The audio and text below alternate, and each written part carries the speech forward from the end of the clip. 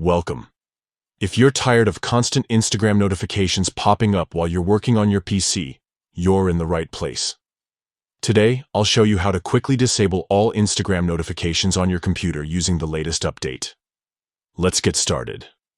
First, open your preferred web browser and head over to the Instagram website.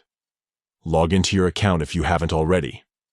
Once you're on the main Instagram page, take a look at the menu on the left side of your screen. From this menu, click on your profile icon. This will take you to your personal profile page, where you can access more settings and options. Next, look for the notifications section in the left menu. Click on it to open your notification preferences.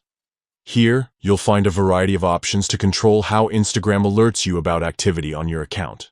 Now, find the push notifications option and click to enter. This section lets you manage the notifications that Instagram sends directly to your device, even when you're not actively browsing the site. At the top of the push notifications page, you'll see an option labeled Pause All. Enable this option by clicking the toggle switch. Once activated, Instagram will stop sending you all push notifications, giving you a break from the constant pings and pop-ups. That's it. You've successfully disabled all Instagram notifications on your PC.